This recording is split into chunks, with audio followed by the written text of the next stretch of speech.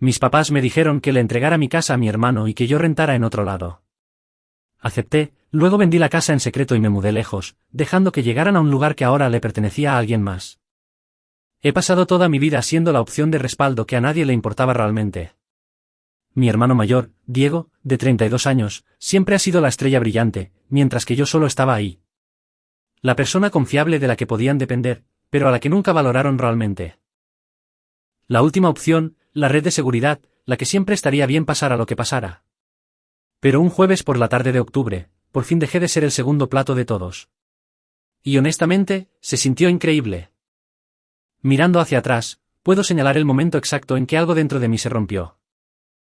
No fue cuando escuché a escondidas a mis papás diciéndole al abuelo Roberto que Diego debía recibir la mayor parte de la herencia porque necesitaba estabilidad financiera, mientras que yo, siempre me las arreglaba de alguna manera. Como si mi capacidad para lidiar con la vida fuera un defecto de carácter que significaba que merecía menos apoyo.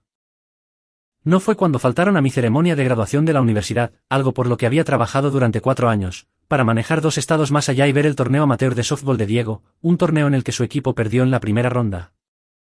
Por cierto, ni siquiera se disculparon, solo dijeron que Diego realmente necesitaba su apoyo ese día y que yo lo entendería cuando fuera mayor. Tenía 22 años. Tampoco fue cuando me quitaron 85,000 pesos, dinero que había ahorrado durante meses trabajando horas extras y saltándome comidas, para sacar de apuros a Diego y a su esposa Camila después de su tercer desastre financiero en solo 2 años. Esos 85.000 pesos se suponía que eran mi fondo de emergencia, el colchón que me permitía dormir por la noche sabiendo que podía hacer frente a gastos inesperados. Desaparecieron en una tarde porque Diego tomó decisiones terribles y mis papás esperaban que yo lo solucionara. No. Lo que realmente me destrozó fue la naturalidad con la que tomaban decisiones que alteraban mi vida y mi futuro sin molestarse en consultarme. Como si yo fuera solo un recurso que podían utilizar como quisieran. Como si mis pensamientos, sentimientos y planes fueran completamente irrelevantes en sus cálculos. Crecer a la sombra de Diego no solo era mi normalidad, fue toda la identidad de mi infancia. Recuerdo tener 8 años cuando Diego recibió una PlayStation nueva por su cumpleaños. Consola de última generación, 3 controles y docenas de juegos. Cuando llegó mi cumpleaños 3 meses después, heredé su vieja consola portátil con botones pegajosos y una pantalla que parpadeaba. Mamá actuó como si me estuviera haciendo un favor. Cuando Diego entró al equipo de básquetbol de la secundaria, mis papás de inmediato reorganizaron todos sus horarios de trabajo para asistir a cada uno de los partidos, todos los martes y jueves por la tarde, además de los torneos de fin de semana.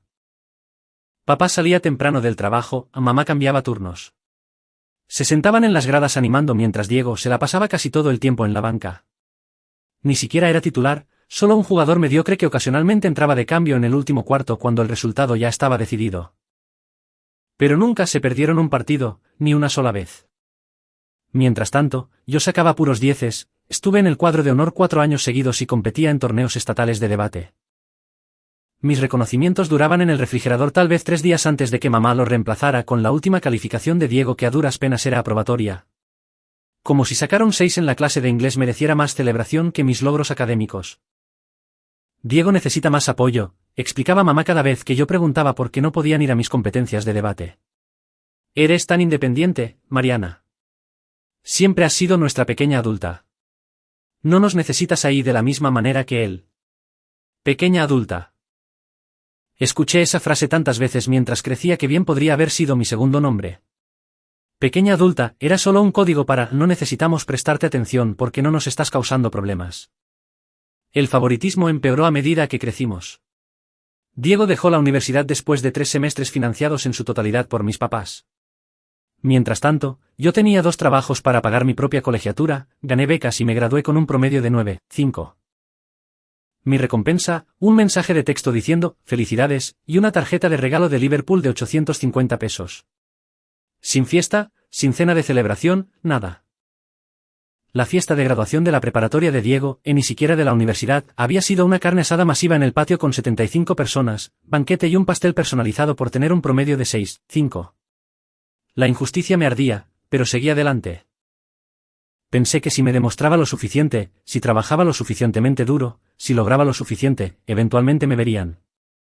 Eventualmente reconocerían que yo también valía su atención. Me equivoqué.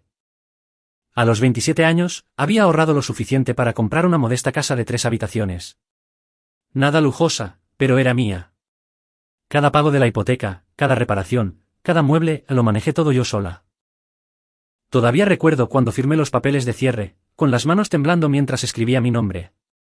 El agente inmobiliario me felicitó por comprar una propiedad sola a mi edad. Manejé hasta mi nueva casa, caminé por las habitaciones vacías y lloré. Lágrimas de felicidad, lágrimas de orgullo. Realmente lo había logrado. Diego y Camila, mientras tanto, seguían tropezando de un desastre a otro. Diego trataba el empleo como si fuera un pasatiempo de temporada. Entusiasta las primeras semanas, luego cada vez más irresponsable hasta que renunciaba o lo despedían. Había tenido 7 trabajos en 5 años. Ventas, almacén, repartidor, chofer, call center, servicio al cliente. Nunca duró más de 4 meses en ningún lado. Su patrón siempre era el mismo, empezaba con grandes planes y declaraciones sobre cómo este trabajo era diferente, cómo realmente se iba a esforzar esta vez. Al mes, ya se estaba quejando de que su jefe era irracional o sus compañeros de trabajo eran dramáticos. Al tercer mes, empezaba a reportarse enfermo con frecuencia. Al cuarto mes, volvía a estar desempleado con alguna historia sobre cómo el trabajo no encajaba bien con su cultura laboral. Camila no ayudaba a mejorar las cosas.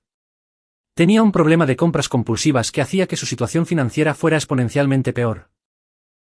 Bolsos de diseñador que no podía pagar, comidas en restaurantes 3 veces a la semana, un BMW arrendado que costaba más mensualmente de lo que mucha gente paga de renta.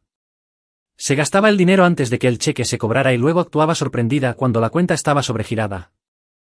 Juntos, eran un desastre financiero en constante movimiento. El incidente de las criptomonedas fue la cúspide de la brillantez de Diego.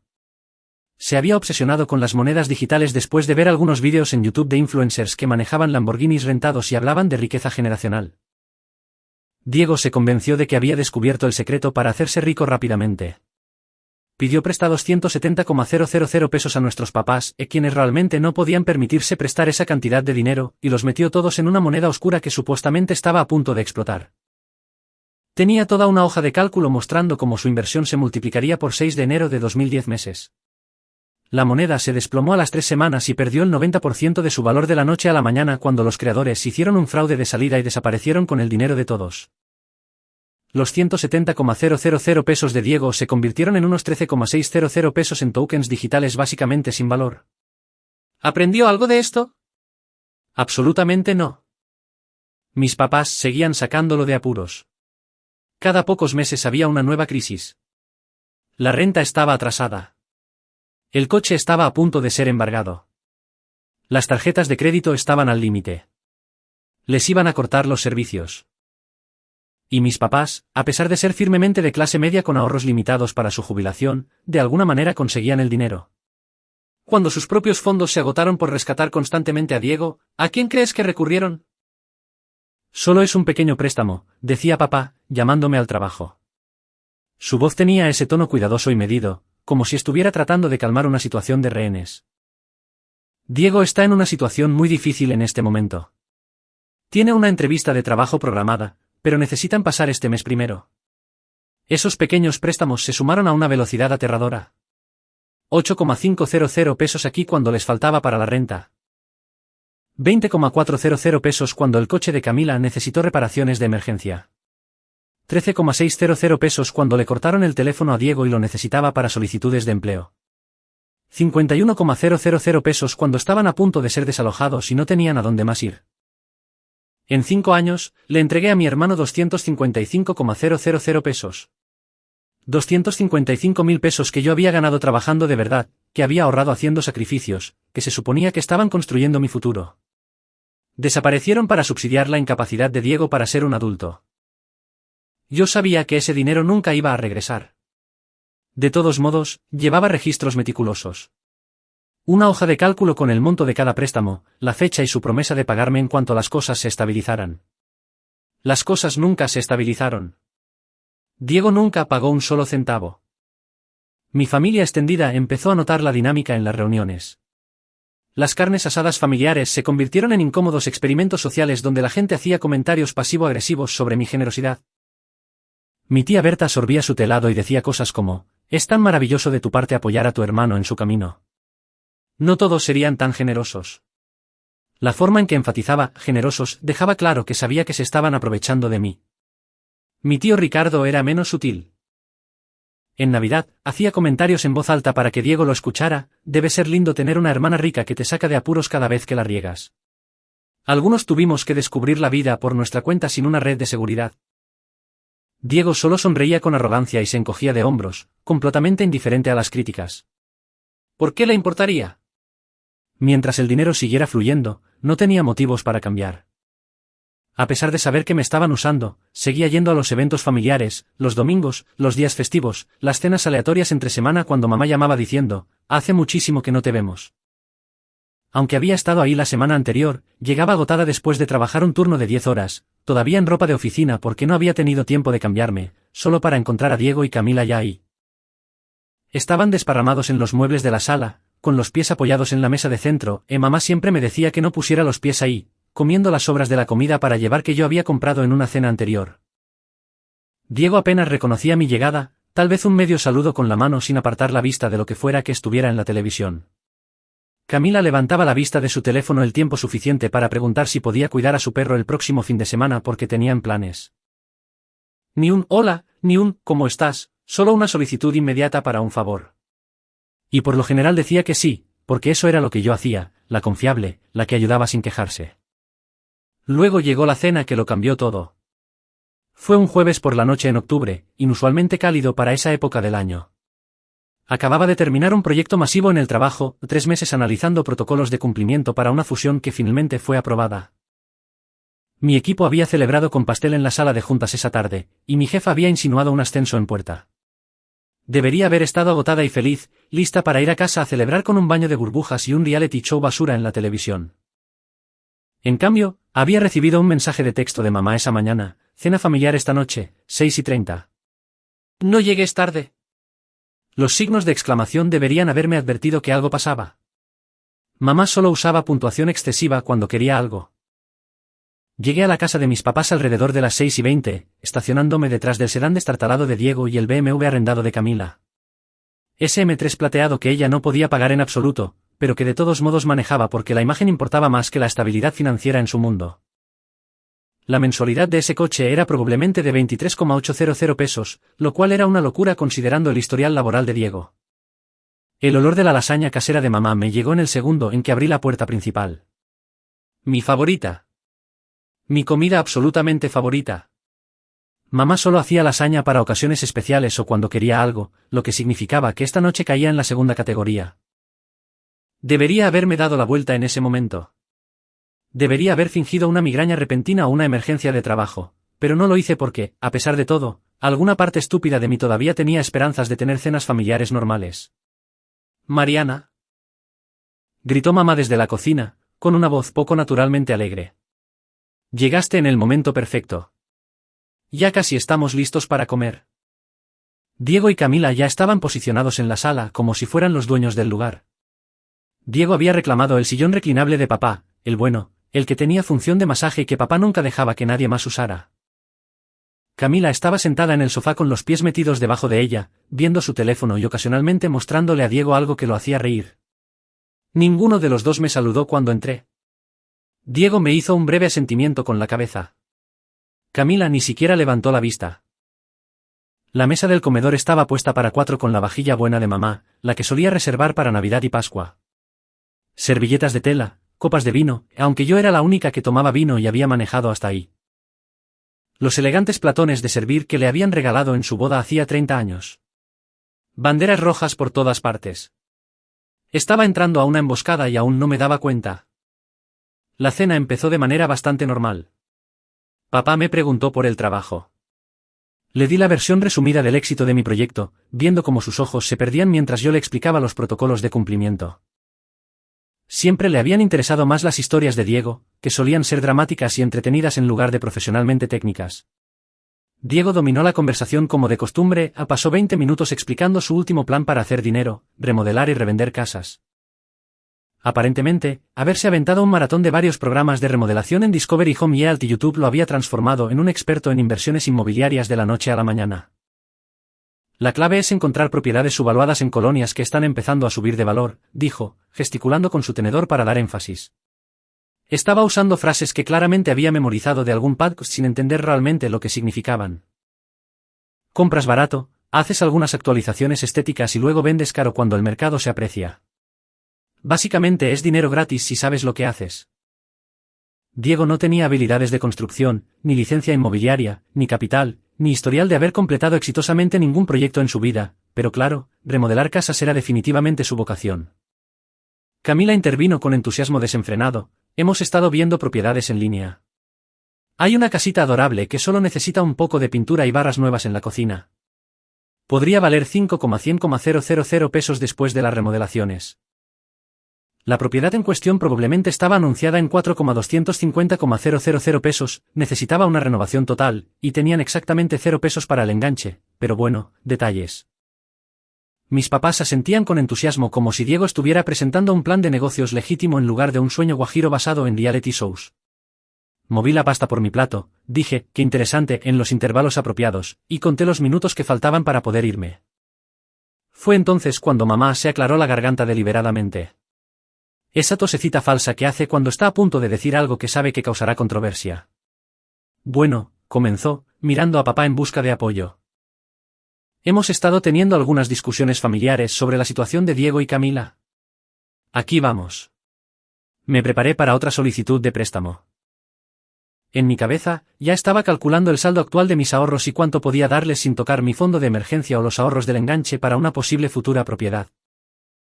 Han estado pasando por un momento muy difícil desde que les subieron la renta, continuó mamá, y su voz adoptó ese tono empalagoso y comprensivo. Y con un bebé en camino. Espera, ¿qué? La interrumpí, completamente sorprendida. ¿Bebé? Camila estaba embarazada. Esta era una noticia importante que nadie se había molestado en mencionarme, a pesar de que había asistido a 3 cenas familiares en el último mes. Oh. La mano de mamá voló a su boca en este gesto teatral de sorpresa. Pensábamos que lo sabías. Camila tiene 11 semanas de embarazo y el bebé nacerá a finales de abril. Miré a Camila, que sonreía con esta expresión de suficiencia y satisfacción personal, como si quedar embarazada estando desempleada, en quiebra y siendo inestable fuera algún tipo de logro que mereciera felicitaciones. Felicidades, logré decir, con mi cerebro aún tratando de procesar esta bomba. Diego iba a ser padre. Diego, que no podía mantener un trabajo por 4 meses ni manejar sus propias finanzas, iba a ser responsable de otro ser humano. Así que, como sea, continuó mamá, claramente ansiosa por dejar pasar mi reacción. Encontramos la solución perfecta para ayudarlos. Se van a mudar a tu casa el próximo mes. Pensamos que podrías tomar la habitación de invitados ahí, o quedarte con nosotros temporalmente, o tal vez buscar un departamento pequeño, ya que realmente no necesitas todo ese espacio viviendo sola. El tiempo se detuvo. Sentí que el estómago se me caía como si estuviera en caída libre desde un edificio. La miré fijamente, esperando a que alguien se echara a reír y admitiera que se trataba de una broma elaborada. Tal vez una broma de cámara oculta. Seguramente esto no estaba pasando de verdad. Nadie se rió. Mi casa, logré pronunciar al fin con una voz extraña y ahogada. Simplemente tiene todo el sentido del mundo, intervino papá de inmediato usando su voz razonable de solucionador de problemas, como si esto fuera matemáticas simples en lugar de una completa locura. Tienes 3 habitaciones y vives sola ahí. Es demasiada casa para una sola persona. Diego y Camila necesitan espacio para el bebé. Y esa habitación de enfrente con el ventanal grande sería perfecta para un cuarto de bebé. Mi habitación de enfrente, con mi gran ventanal, en mi casa. La casa que yo misma había comprado. La única cosa que había poseído y que era verdaderamente mía. Podríamos pintarlo de un amarillo pálido, agregó Camila, levantando la vista de su teléfono. Por fin. Un color neutro por ahora hasta que sepamos qué vamos a tener. Y obviamente tendremos que poner todo a prueba de bebés. Tal vez poner una de esas elegantes puertas de seguridad para bebés en las escaleras. Estaba hablando de modificaciones en mi casa como si ya estuviera decidido, como si ya hubieran medido las habitaciones y elegido los muebles. Como si mi opinión fuera solo una formalidad por la que se estaban molestando en pasar. De esta manera, no tendrás que preocuparte por mantener un espacio tan grande tú sola, dijo mamá, dándome palmaditas en la mano como si me estuviera haciendo un gran favor. Realmente es lo mejor para todos. La familia cuida a la familia. No me lo estaban preguntando, me estaban informando. Esto no era una discusión o una petición de ayuda. Este era un anuncio de que ya habían tomado decisiones sobre mi vida y mi propiedad sin incluirme en la conversación. Miré alrededor de la mesa. Papá asentía en señal de apoyo. Mamá se veía complacida consigo misma por resolver los problemas de todos. Diego tenía esa pequeña sonrisa en los labios como si hubiera ganado un premio. Camila había vuelto a su teléfono, probablemente buscando muebles para el bebé. Algo dentro de mí se rompió. No fue una explosión dramática, sino más bien como el hielo quebrándose en un lago congelado. Un cambio tan fundamental que pude sentirlo en mis huesos. Durante 29 años, yo había sido la persona confiable. La ayudante, la solucionadora de problemas, la que se sacrificaba por Diego. Había tragado mi decepción cada vez que lo elegían a él. Había sonreído durante las celebraciones de su mediocridad mientras mis logros pasaban desapercibidos. Había prestado dinero que no podía permitirme perder porque la familia ayuda a la familia. Y esta era mi recompensa. Querían mi casa, la única cosa que había construido completamente por mi cuenta a través de mi propio trabajo y sacrificio. Y esperaban que la entregara sin protestar porque eso era lo que yo siempre hacía. Me obligué a sonreír. ¿Saben qué? Eso suena razonable. La mesa se relajó al instante, como si hubieran estado conteniendo la respiración. Los hombros de mamá cayeron. Papá dio un asentimiento de aprobación. Diego y Camila intercambiaron miradas satisfechas. Pensamos que podrían mudarse a principios del próximo mes, dijo Diego de manera casual, como si estuviéramos hablando de pedir prestado un libro en lugar de apoderarse de toda mi casa. ¿Eso te da más o menos 3 semanas para empacar tus cosas y averiguar tu situación de vivienda? 3 semanas. Me habían dado 3 semanas para alterar por completo mi vida y entregar mi casa. Me parece bien, respondí, tomando un trago de agua porque me temblaban las manos y necesitaba hacer algo con ellas. Empezaré a empacar este fin de semana. Organizaré todo. Perfecto, mamá me sonrió radiante. Sabía que lo entenderías. Siempre has sido tan madura y práctica. No todos serían tan generosos. Generosa. Como si me hubiera ofrecido como voluntaria para esto en lugar de haber sido acorralada. El resto de la cena pasó borroso. Sonreí cuando era necesario, asentí en los momentos adecuados, e hice sonidos genéricos de ánimo mientras Camila hablaba de nombres para bebés y Diego explicaba sus planes para convertir mi garaje en un gimnasio en casa. Cada palabra se sentía como otro clavo en mi ataúd. Camila me mostró fotos en su teléfono de los muebles para el cuarto del bebé que ya había elegido, o un juego costoso de una tienda boutique que costaba más que la mensualidad de mi coche. Se verá increíble en esa habitación con toda la luz natural, dijo emocionada. No puedo esperar a empezar a decorar. Mi habitación, mi luz, mi casa. Cuando finalmente logré escapar a mi coche alrededor de las 9, me temblaban tanto las manos que apenas podía agarrar el volante. Me quedé sentada en la cochera durante unos buenos 10 minutos. Con el motor apagado, mirando a la nada. Luego me golpeó la ira. No una furia de gritos escandalosos, sino una furia fría y silenciosa que me llenó el pecho y me dificultó la respiración. Logré avanzar 3 cuadras antes de tener que detenerme a un lado del camino porque se me nublaba la vista por las lágrimas. Me senté en el estacionamiento de una pequeña plaza comercial y lloré hasta que me dolió la garganta. Lágrimas de enojo, lágrimas de dolor, años de frustración acumulada y decepción saliendo todo a la vez. Luego me sequé la cara, respiré profundo varias veces y tomé una decisión. Si querían tanto mi casa, podían tenerla, pero no de la manera que esperaban. 2 meses antes, mi jefa me había llamado a su oficina para lo que yo supuse sería una junta de rutina. En cambio, me había hecho una oferta. Puesto de analista principal de cumplimiento en nuestra oficina de Monterrey, un aumento de sueldo del 35%, rol de liderazgo, avance profesional significativo. ¿La condición? Tendría que reubicarme. Dejar atrás mi casa, mi ciudad, mi cercanía con la familia. En ese momento, estaba indecisa. La oportunidad era increíble, pero irme se sentía como abandonar a todos. Mamá había hecho comentarios sobre cómo las familias permanecen unidas y cómo las carreras de verdad no requieren mudarse al otro lado del país. Papá había cuestionado si el aumento de sueldo valía el mayor costo de vida en Monterrey. Diego, de hecho, se había reído y dicho que yo nunca sobreviviría en una gran ciudad. Así que la rechacé. Le dije a mi jefa que agradecía la oferta, pero que no estaba lista para mudarme. Se había decepcionado, pero fue comprensiva. Si cambias de opinión en los próximos meses, el puesto es tuyo. Te queremos en Monterrey, Mariana. Eres exactamente lo que ese equipo necesita. Ahora, Monterrey sonaba perfecto. No solo perfecto, necesario. Cuando llegué a casa esa noche, ni siquiera entré de inmediato. Solo me quedé en mi coche en mi propia cochera, mirando mi casa, a la pequeña propiedad que tanto me había costado pagar, el lugar donde finalmente había sentido que estaba construyendo algo real y permanente. Querían quitármelo como si no significara nada, como si yo no significara nada. Adentro, me serví un poco de jugo y abrí mi laptop. Busqué el correo de mi jefa de hacía 2 meses y le di a responder. Hola, Patricia. He estado pensando en el puesto en Monterrey y me gustaría aceptarlo si la oferta aún está disponible. ¿Cuándo necesitarías que empiece? Su respuesta llegó a los 20 minutos, a pesar de que eran casi las 10 de la noche, la oferta sigue absolutamente en pie.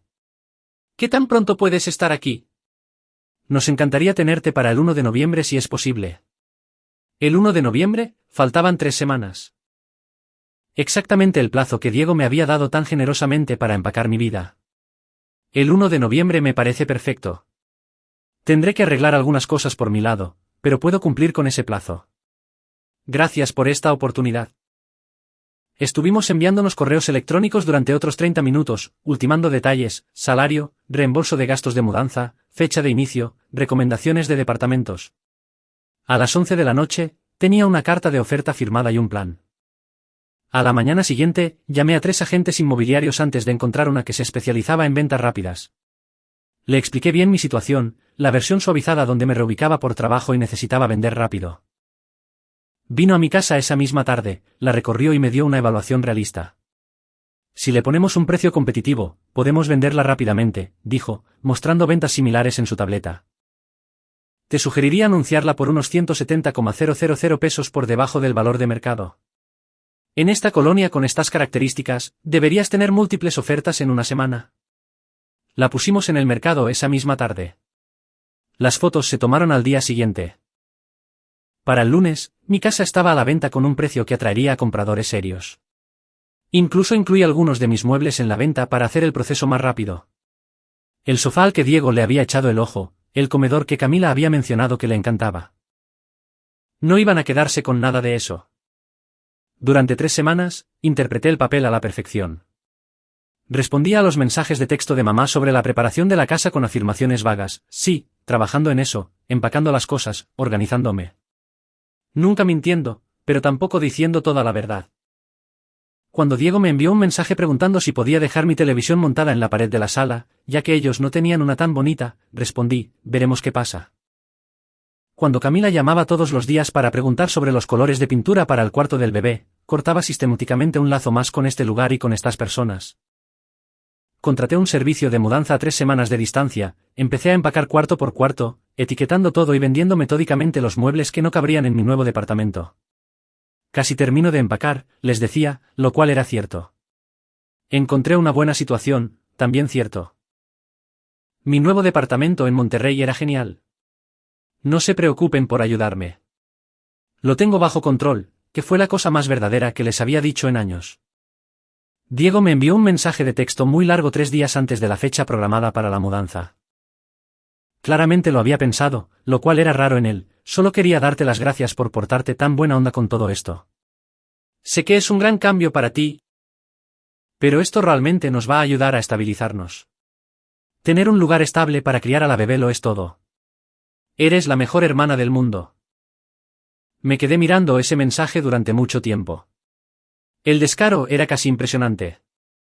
Me habían quitado mi casa y él me estaba agradeciendo como si yo la hubiera ofrecido de manera voluntaria, como si fuera un regalo generoso en lugar de un robo descarado.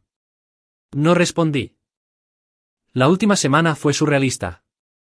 Me despertaba en mi casa casi vacía, con cajas apiladas por todas partes y me sentía completamente desapegada de la situación, como si estuviera viendo la vida de alguien más desmoronarse en lugar de estar viviendo la mía. El miércoles, 2 días antes del cierre, Camila me envió un mensaje preguntando si iba a estar el sábado para ayudarlos a mudarse. Rentamos una camioneta, pero nos vendrían bien unas manos extra. Además, queremos invitarte a cenar después como agradecimiento. Cena. Querían llevarme a cenar después de robarme la casa usando mi propio dinero de los préstamos anteriores. Probablemente.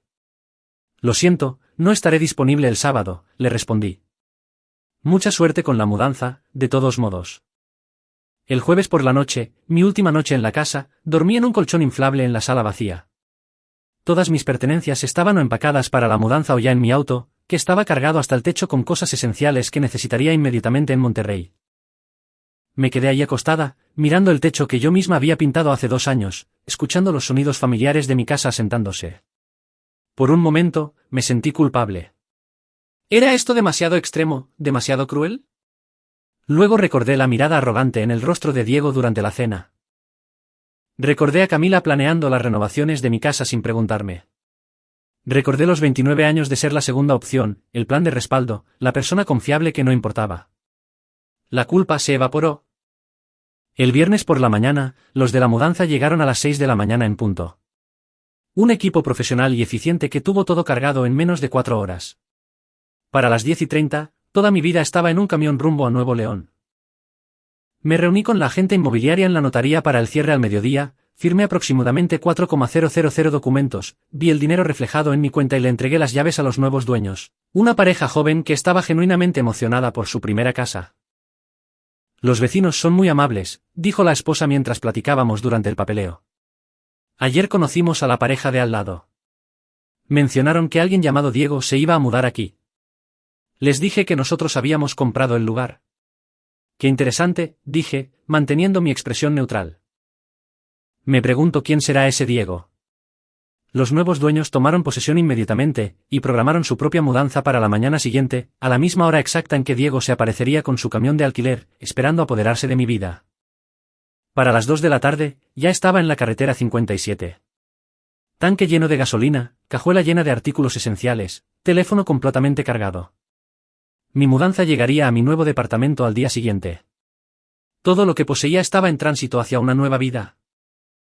Alrededor de las 3:30, aproximadamente a la hora en que Diego y Camila planeaban empezar a cargar su camioneta, mi teléfono empezó a vibrar. Yo estaba en algún lugar de la carretera 57, con las ventanas abajo, la música a todo volumen, sintiéndome más libre de lo que me había sentido en años. Ni siquiera miré el teléfono, solo seguí manejando.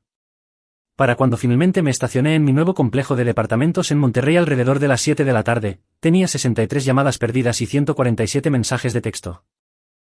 Agarré mi maleta de viaje, ignoré mi teléfono que no dejaba de vibrar e ingresé a mi nuevo y vacío departamento. Pedí comida para llevar en un restaurante tailandés que estaba cerca y me senté en el suelo de mi sala sin amueblar, comiendo pad thai directamente del envase. Mi teléfono seguía vibrando como una avispa enojada atrapada en mi bolsa. Alrededor de las 8, finalmente miré el teléfono. Los mensajes de voz de mamá pasaron de estar confundidos a enojados, a aterrorizados, a devastados. Mariana, ¿dónde estás? Diego está en la casa y hay unos extraños ahí diciendo que son los dueños. Regrésanos la llamada. Esto ya no tiene gracia. ¿Qué está pasando? Esas personas tienen escrituras. ¿Cómo pudiste hacerle esto a tu hermano, a tu familia? ¿Dónde van a vivir? Por favor, cariño. Regrésanos la llamada. Podemos arreglar esto. Solo dinos qué está pasando. Los mensajes de papá eran más cortos, pero más agresivos, explícate inmediatamente. Este comportamiento es inaceptable. Llámame ahora mismo. Has cometido un grave error. Esto tendrá consecuencias. Diego me envió aproximadamente 40 mensajes que iban de la confusión a la furia. ¿Qué diablos está pasando? Hay personas en tu casa diciendo que la compraron. ¿En serio vendiste la casa? ¿A dónde se supone que vamos a ir? Camila está llorando. ¿Está embarazada? Estás destruyendo a mi familia. No puedo creer que me hagas esto. Pensé que éramos familia. Vete al diablo. Siempre has estado celosa. Esto es caer muy bajo. Incluso para ti. Y Camila contribuyó con sus propios mensajes dramáticos, estamos en la calle por tu culpa. Le estás quitando a tu sobrina la oportunidad de tener una vida estable. Nunca te perdonaré por esto, nunca. La familia extendida también empezó a meterse. Claramente, mis papás habían activado el teléfono de emergencias familiares para aplicar la máxima presión.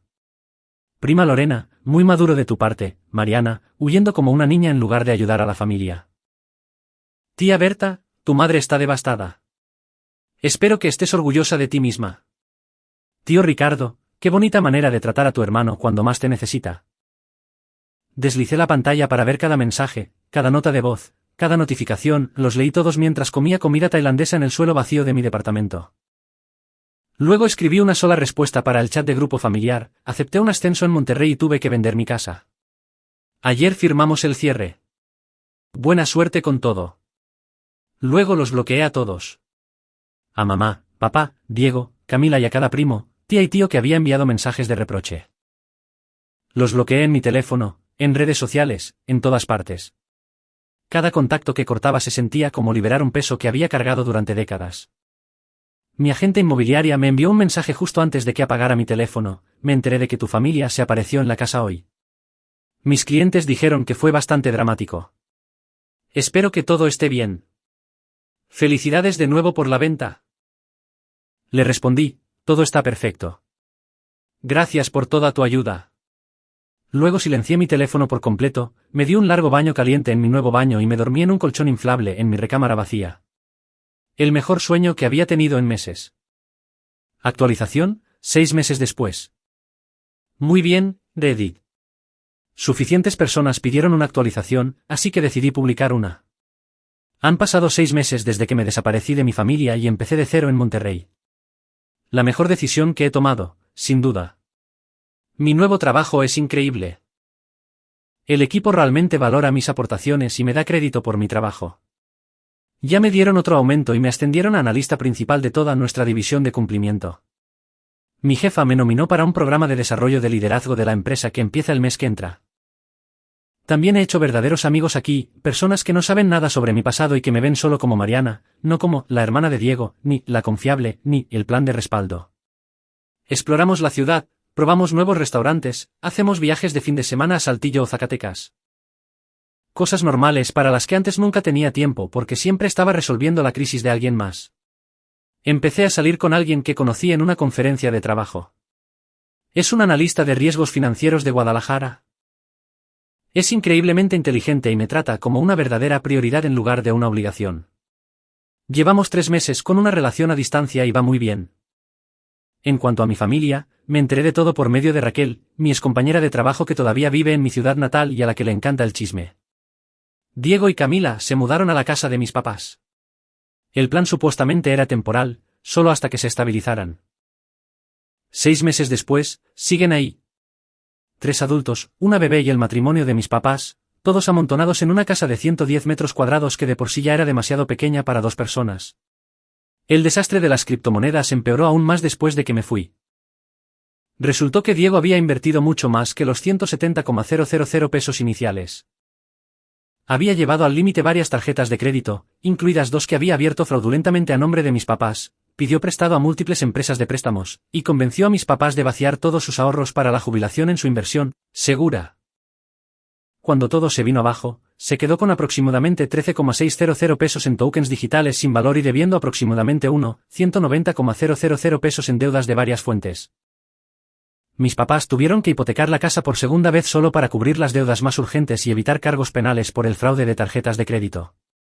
Ambos siguen trabajando a mediados de sus 60 años porque la jubilación ya no es financieramente posible. La casa en la que crecí, la están perdiendo por atrasarse en los pagos de la hipoteca. El proceso de embargo comenzó el mes pasado. Raquel dice que mi mamá ha envejecido 10 años en 6 meses. La presión arterial de papá está por los cielos. Están pensando en reducirse y mudarse a un departamento pequeño una vez que finalice el embargo. Diego ahora trabaja en la sección de ropa en un Walmart. Es su primer trabajo estable en años, probablemente porque literalmente no tiene otras opciones. Gana unos 187 pesos la hora doblando ropa y reponiendo estantes. Camila consiguió un trabajo en una cafetería, pero seguía reportándose enferma, así que la despidieron a las 3 semanas. Ha estado desempleada desde entonces, culpando a su embarazo y luego a la nueva bebé de por qué no puede trabajar. La bebé, una niña, nació en abril. La llamaron Mariana. Según Raquel, Camila eligió el nombre como una especie de ofrenda de paz, como si nombrar a su hija en mi honor fuera a arreglar mágicamente todo lo que destruyeron. Me enteré del nombre por una de esas redes de chismes de amigos de la familia. Mi primera reacción fue de enojo. ¿Cómo se atreven a usar mi nombre después de lo que hicieron? Pero luego sentí tristeza por esa niñita nacida en el caos sin tener ella la culpa de nada. Así que hice algo que no le he contado a nadie. Establecí un fondo de fideicomiso anónimo para mi sobrina. Contraté a un abogado financiero y establecí todo a través de empresas fachada para que no pueda rastrearse hasta mí. El fondo vencerá cuando cumpla 18 años, lo suficiente para cubrir 4 años de colegiatura universitaria, más un colchón para gastos de manutención. Diego y Camila no sabrán que existe hasta que ella sea legalmente adulta y no podrán tocarlo. La documentación es a prueba de balas. Mi sobrina tendrá una oportunidad real de construir su propia vida en lugar de ser arrastrada por las pésimas decisiones de sus papás. Porque esa es la cuestión, romper ciclos no significa castigar a personas inocentes. Esa bebé no eligió este desastre. Se merece algo mejor de lo que a mí me tocó. Mis papás intentaron contactarme a través de amigos mutuos de la familia. Hicieron que mi tía Berta llamara a Raquel para pedirle mi información de contacto. Antiguos amigos de la familia me enviaron mensajes por LinkedIn. Incluso alguien de mi antigua iglesia me envió un correo electrónico sobre sanación familiar. Lo ignoré todo. Luego, el mes pasado, algo cambió. Recibí una carta reenviada de mi antiguo apartado postal, con el remitente de la casa de retiro del abuelo Roberto. Se me revolvió el estómago cuando la vi, porque había evitado pensar en él. Siempre había estado atrapado en medio de la política familiar, y supuse que se había puesto del lado de ellos después de que me fui. La carta estaba escrita con su caligrafía temblorosa. Mariana, me enteré de lo que pasó con tu casa y la mudanza. ¿Tu madre tiene su versión de los hechos? Pero yo sé cómo operan tus papás. Los he visto favorecer a Diego toda tu vida y no era justo. Siento no haber hablado más. Dejé que me convencieran de que él necesitaba más apoyo en mi testamento porque tú siempre estarías bien por tu cuenta. Pero ahora veo que estás bien porque nunca tuviste el lujo de ser una inútil. He cambiado todo. Recibirás lo que es justo. Estoy orgulloso de ti por fin haberte defendido. Con amor. El abuelo Roberto. Lloré al leer esa carta. Fue la primera vez que lloraba por toda esta situación desde que manejé hacia Monterrey. No fueron lágrimas de tristeza, sino de gratitud. Alguien por fin había visto lo que realmente había pasado. Alguien finalmente reconoció que me habían tratado injustamente toda mi vida y que no estaba bien. El abuelo Roberto falleció hace 2 meses. Insuficiencia cardíaca mientras dormía. Tenía 92 años. Volé para el funeral, me quedé en un hotel, evité a mi familia todo el tiempo, me senté en la última fila durante el servicio, me escabullí antes de que alguien pudiera acorralarme y volé de regreso a Monterrey ese mismo día. La lectura del testamento fue la semana pasada. El abuelo Roberto cumplió su palabra. Le dejó a Diego exactamente 17 pesos y una nota que decía, tuviste todo mientras estuve vivo. Es hora de que te ganes lo tuyo. A mis papás no les dejó nada. Todo lo demás, su casa, ahorros, inversiones, todo pasó a mí después de impuestos y gastos testamentarios, aproximadamente 6,460,000 pesos. Mis papás intentaron impugnarlo de inmediato, afirmaron que el abuelo no era mentalmente competente cuando hizo los cambios. Su abogado le dio un vistazo a la extensa documentación médica que demostraba que el abuelo había estado más lúcido que nunca, y les dijo que no tenían caso. Diego tuvo una crisis nerviosa en la lectura, e empezó a gritar sobre cómo yo había envenenado al abuelo en su contra, cómo todo esto era mi culpa, cómo yo había destruido a la familia. El abogado hizo que seguridad lo escoltara a la salida. Según la última actualización de Raquel, Camila finalmente dejó a Diego hace 3 semanas, se llevó a la bebé Mariana y se fue a vivir con sus papás a 2 estados de distancia, solicitó el divorcio citando irresponsabilidad financiera y negligencia emocional. Diego ahora vive con mis papás en cualquier departamentito que terminen rentando después del embargo. 3 adultos en la ruina compartiendo un espacio reducido mientras fingen que todo está bien. Mientras tanto, yo estoy prosperando. Usé parte de la herencia del abuelo para comprar un departamento en una colonia bonita de Monterrey. Pagué en efectivo, sin hipoteca. El resto está invertido, asegurando mi futuro real. Salí en la noche con mi nuevo grupo de amigos la semana pasada. Alguien me preguntó por mi familia y me di cuenta de que habían pasado 3 días enteros sin pensar en ellos ni una sola vez. Se vuelven menos relevantes en mi vida con cada día que pasa.